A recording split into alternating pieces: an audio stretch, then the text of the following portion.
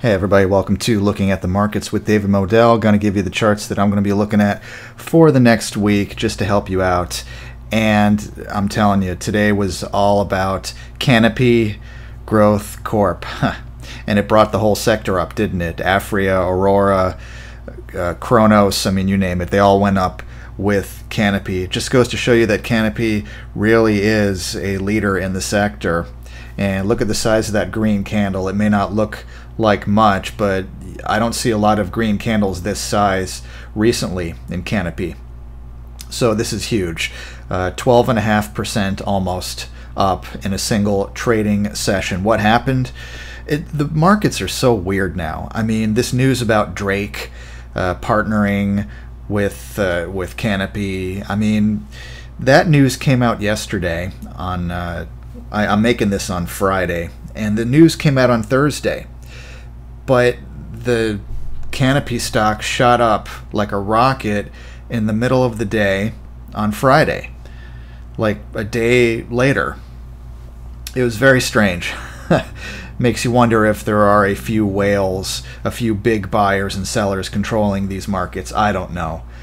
Who knows, right? But anyway, so yeah, so it's coming up out of this falling wedge. And I mean, technicians say that wedges are usually reversal patterns, while triangles are continuation patterns. But you know, this could be a reversal right here. I mean, man, this is huge. I don't normally like to buy after a 12.5% up day, but this looks pretty bullish to me. I mean, it's just so far down. It's been up to $50 a share not that long ago, talking about Canopy, CGC. Could it get there again? Could it double? Might take a while. It's possible, though. If I'm bullish on anything, it's going to be this. I hate to buy after this kind of a move in one day, but it is what it is. On the other hand, almost everything else in the market is pretty expensive already. I mean, Google's just an example. We have an ascending triangle here, and that's supposed to be a continuation pattern, so if it breaks above it, then that's supposed to be bullish. I don't know, these two candles are still kind of hanging out near that 1300 line. It's 1309 now, so I want to see more of a decisive break before I decide whether it really broke above it. I mean, it's just kind of iffy here. Plus, this is something of starting to form a resistance level, if anything, that 1300 level or so. So I'm not buying much of anything, to be honest with you. But you know, Canopy, or it doesn't even have to be Canopy. It could be anything in that sector that's looking promising. But as far as most of the large caps go, you know, I'm not super bullish on them.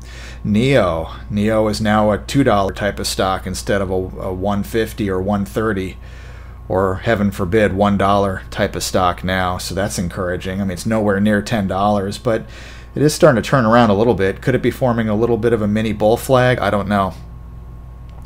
But excuse me, there aren't a lot of actual chart patterns here in Neo. It's just noteworthy that it now seems to be consolidating around $2. Hey, that's something. A couple months ago, it had been at $3 for a while. Hey, at least it's not going to zero at the moment. Of course, there are no guarantees. Any stock could go to zero. It's always possible. But I hope Neo makes it. Hope it survives. Boeing. Yeah, Boeing. Okay, so you got a channel. At least the channel's going upwards. So, you know, today wasn't great for Boeing. It just seems to be consolidating here. It had that horrendous day back in mid-October. Seems to be consolidating around 350. If you're going to look at this channel here, seems to be near the middle, around 360s in the middle. Would I buy it here? No, not yet. I want it to go a little bit closer to the bottom of the channel, which seems to be forming. Which this coming week, the bottom of the channel will probably be around 340 or so, a little bit below 340, something to look out for. Intel, this is just emblematic of how overpriced this market is, and you know, the semiconductors talking about here. I mean, you got this huge gap up and a huge green candle, and then it just kept going like a rocket. So, I mean, the 3-day rule applies to, yes, usually when you get a big red candle and you're thinking about buying after a big red candle, wait 3 trading days before you even look at it again. Well, if you see a big green candle and you're thinking about shorting it, wait, you know, you could also wait 3 trading days after that. Otherwise, you could be in trouble if you short here, because oftentimes there's that momentum, and here it is. Well, we can see the last time it went up to these levels, it hit 60, and or not quite 60, but close to it, and then just died. So, am I buying at 58 and change? No, I'm not. You can congratulate people who profited. Doesn't mean you have to buy just because they're bullish. All right, so you had in silver, you had a symmetrical triangle, and it was just getting tighter and tighter. Had to break one way or the other, and it did. It broke down. So, and that 3-day waiting rule, I'm telling you, you had that big red candle. I hope you followed. Hope you've been following that 3 trading day waiting rule before you even look at it again, because the next day down almost another 2%. So, you know, get out of the way for now, I'd say, until it starts to bottom out, and then maybe get in. I would be, you know, very, very glad if silver, you know, if SLV rather, you know, went down to 15. That'd be good. That's a good starting point, at least, possibly for a long position. Keep in mind, SLV usually trades around $1 below the actual spot price of an ounce of silver. So silver itself was rejected at 17, while SLV, the ETF, was rejected at 16 today, on Friday. And Alibaba, you know, it's at the top of the channel here, channel going up. Yeah, I know there's a symmetrical triangle. It broke out of that, but it's at the top of this channel, which seems to be forming here. You know, I don't generally buy at the top of a channel, not my style. Doesn't mean I don't like the company.